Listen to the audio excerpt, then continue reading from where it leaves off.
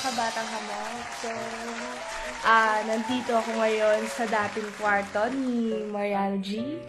So, ayan, nagpapahinga-pahinga lang ako and nag-observe din ako kung anong meron dito sa dati niyang kwarto. So, ayan, meron siyang lumang ceiling fan and ayan yung mga lalagyanan niya ng mga damit siguro dati and meron din dito. So,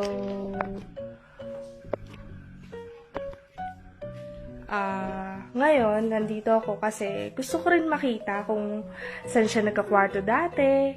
Saka syempre, siguro marami din siyang mga memories dito. So, ayun. So, naglilibot-libot din ako.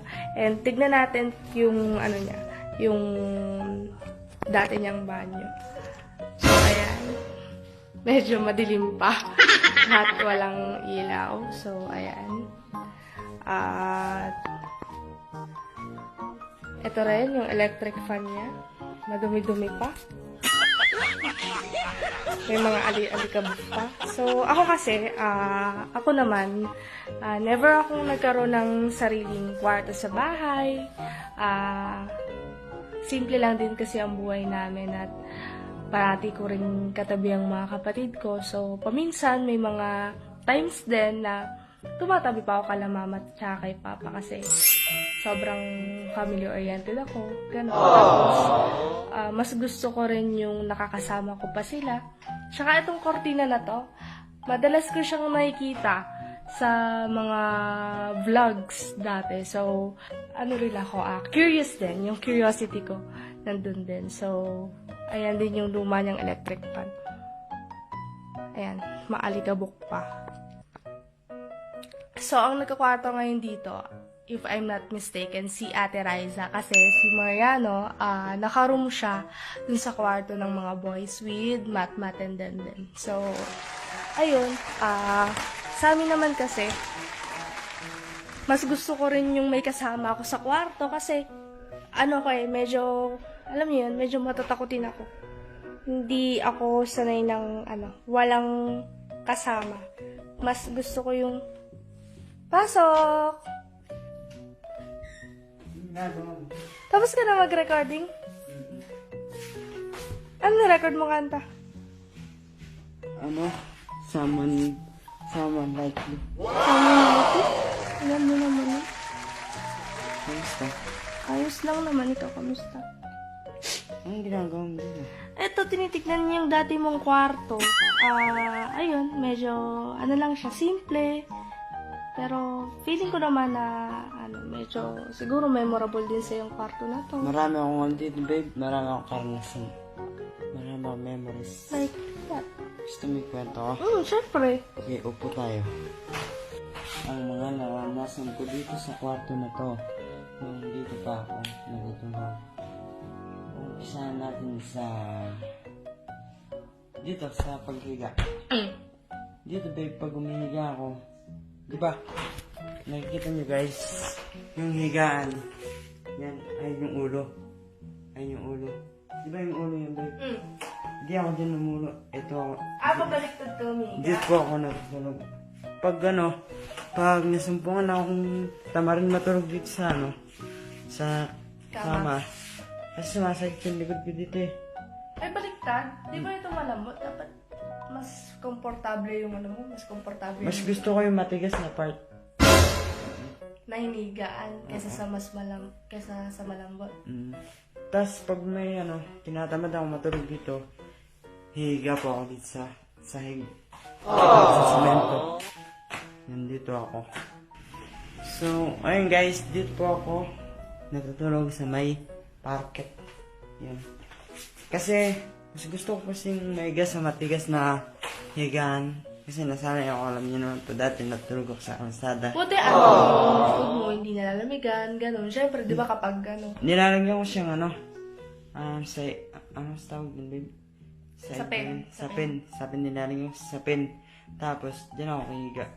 Tapos, pag umaga na, tatay na ako. 6, dito, lilipad ako dito. Tapos, 2 hours ng tulog ko. 8, gising na ako, maliligo na ako dun sa panyo. pan. Eh, ba't ngayon wala na siyang ilaw yung bar? Okay. May dati ba may ilaw yan? Dati may ilaw yan. Yan kasi napundi yung ilaw dito, babe. Mm. Tapos, kinuha ko yun dun. Nilipat ko dyan. Para magkailaw. Kasi yun dun, dun talaga yan sa CR. Yung ilaw dito, sa CR talaga siya. Pero nakakatakot kasi din sa CR, di ba? Wala ilaw. Siyempre, dati na siguro ako, sa totoo lang, babe, di ako natakot dito sa kwarto na to. Balik na tayo kasi ako medyo medyo matatakotin ako siguro. Pag babae, may talaga loob. Pero hindi ko naman nila lahat. Pero ako, Tsaka pa- mostly talaga. Babe, nung mga nagawa namin mga short film, dito din namin ginanap. Ay, kaya familiar sa akin tong na to. Tong curtains. Tapos, alam mo yung sikat? Yung hinila ko siya sa baba. Hinila ko yung paa niya, tapos nauntog siya dito yun. Ito yun. Sa baba ng kama. Bakit siya nauntog? Hinila ko. Tapos, Nabigla mo yung hilang sa kanya? hindi. Yung hindi siya agad yumuko. Hindi siya agad Nakagay na ulo niya, nauntog siya dito.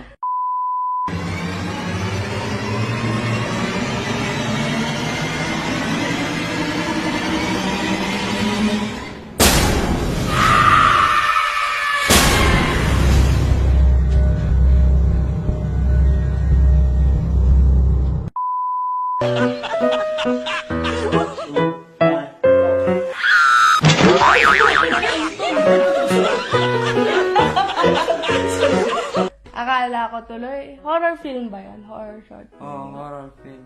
Tapos, Tapos nauntog siya. di naging comedy film na. Guys, title po namin na yun. Short film. Yung short film namin na yun, Salamin. Yan. Kailan niya ginawa yun, babe? Parang yung mag-uundas, yung Mag-uundas. mag-Halloween? Malapit. September yan. Tapos, guys, ayan, panoorin niyo po yun sa YouTube. Sana lang yun. Salamin. Yan.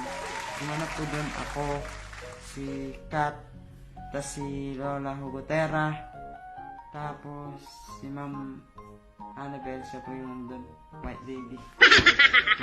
Ito yung doormat, yung pinangila ko sa kanya. Dito, hinila ko to, ay nandito siya, tapos hinila ko yung paa niya. Ito yun, ito yung ginamit ko. Sa kanya. Anong reaction ni Ate Kat nun? Di naman siya nagalit? Nasaktan ba siya? O natawa? Tumawa lang, tumawa. Tapos, mga short film lang dito yung meron pa isa. Yung friend zone. Yung panoorin mo dito yun guys sa YouTube. Anong story ng friend ko? Friend zone. Gumanap doon ako, si Kat, tapos yung isa, yung ginanap namin yun kasi si Kat may kaibigan siyang galing sa Manila, tapos pinakilala niya ako. Best friend ko si Kat dun sa short Doon film sa na yan. short film. Tapos pinakilala niya yung kaibigan yung babae sa akin. Tapos hanggang nahulog yung loob ko dun sa babae. Wow! Sa short film lang na. Oo. Short film lang yun. Dapat lang, short film lang. Ring talaga. Tapos ayun.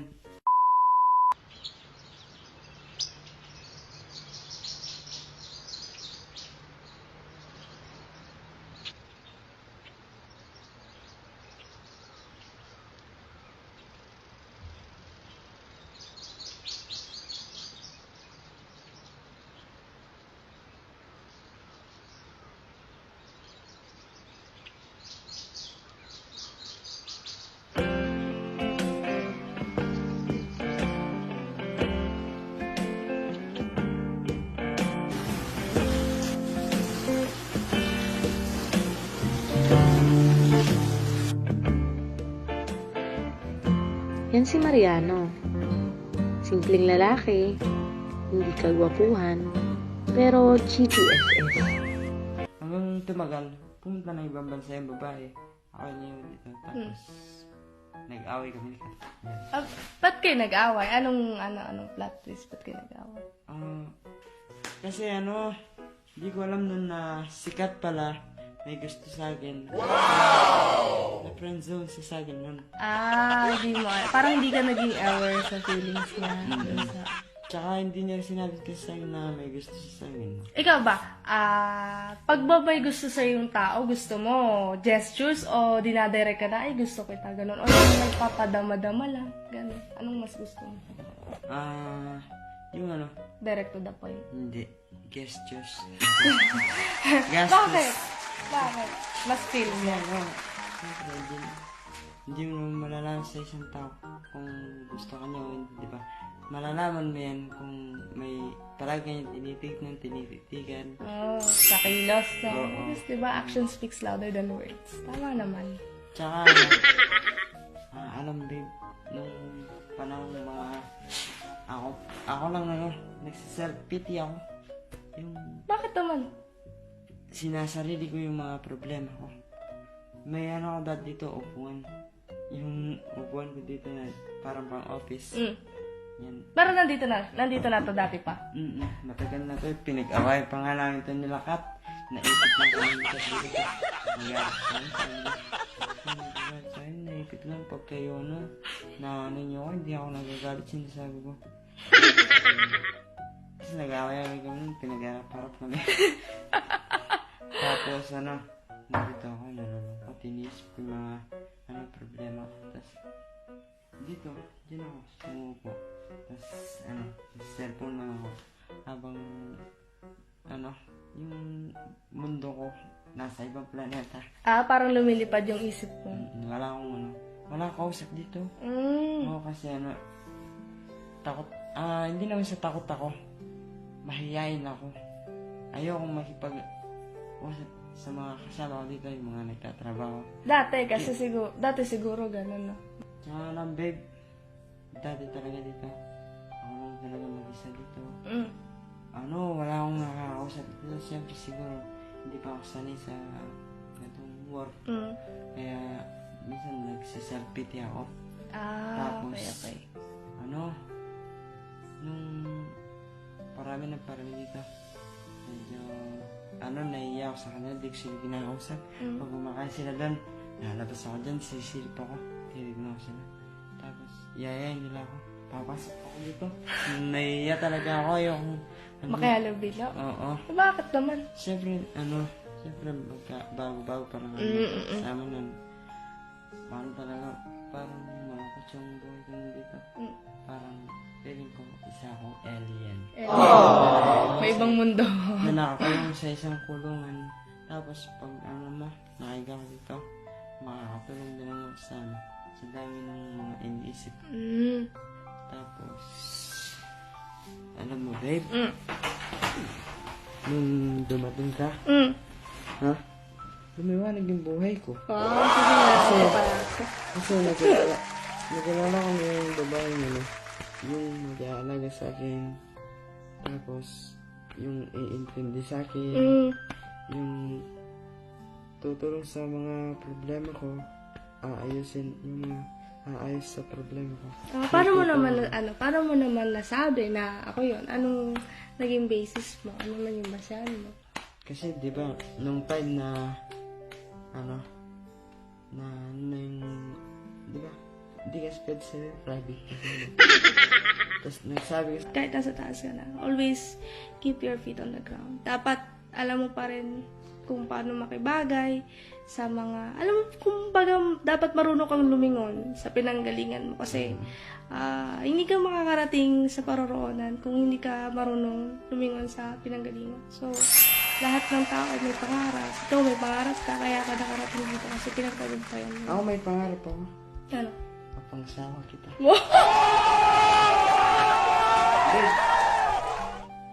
Ikaw, anong mo? Ako kasi, natapos na akong grade 7.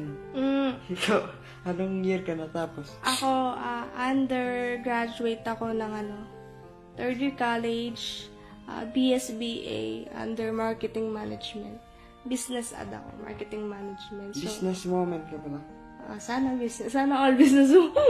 Pero hindi ko kasi siya, kumbaga, na pursue pa. Pero, next year, may balak naman ako na ituloy kasi since nag-pandemic, siguro, mas okay na siguro yung maging, muna tayo, mas i-prioritize muna natin yung health, ganun. Pero hindi ko naman sinasabi na wag i-prioritize yung studies.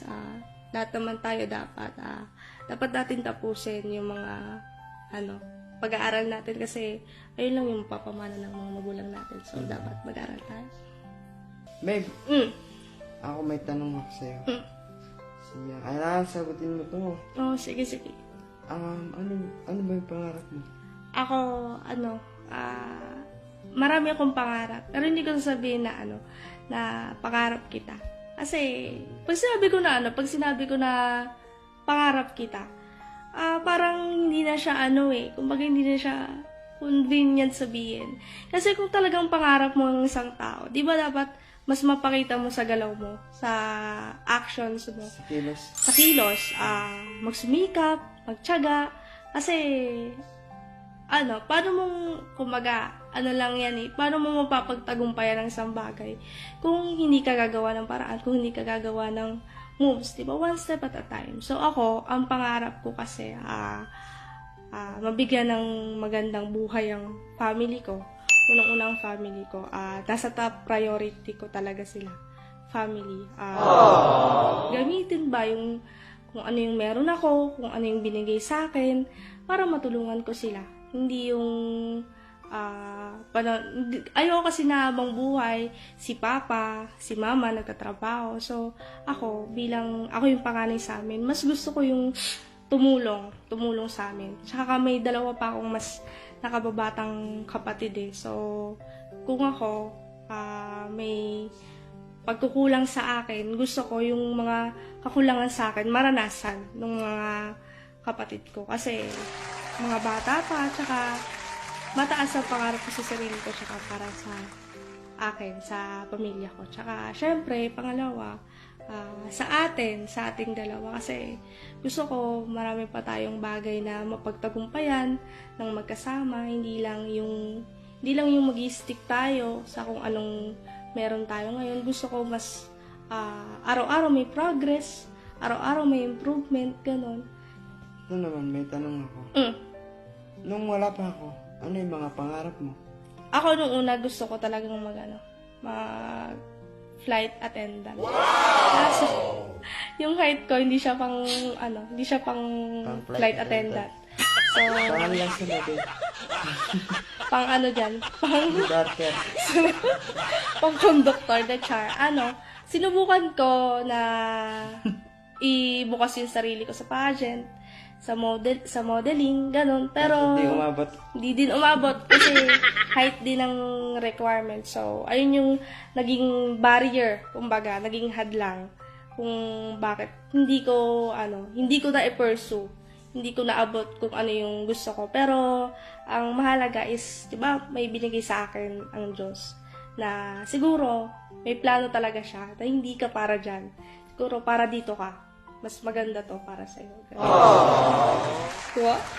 So, Babe, ako Ikaw naman, anong pangarap mo nung wala pa ako? Ako mga pangarap ko nung wala ka pa, pangarap ko talaga piloto. Piloto. Kaso di ako umabot sa piloto. Nagigal na ako. Piloto. Tagatigtig na piloto. Hindi, pangarap ko talaga maging piloto kasi di ko na tininig pag-aaral ko. Kasi dahil sa kakulangan ko sa, yung, mas tawag din, babe. Alin? Pag, sa school, magbabayad ka. Alin? Yung may binabayar sa school. Ano binabayaran Yung mo? mga papel. Mga paperworks, mga projects, mga modules, bakit? Ganun. Siyempre, di sumasakto yung, pera ko. Okay. Kasi, dati kasi, dalawa yung priority. Priority ko yung family ko. Tapos, priority ko yung pag-aaral ko. Babe, basta ang papangako ko lang sa'yo, anumang maging desisyon mo o kahinat mo ng desisyon mo, nandito lang ako palagi sa tabi mo para suportahan ka, maging maganda man o hindi ang sitwasyon nating dalawa. Nandito lang ako parati para umalalay sa tabi mo.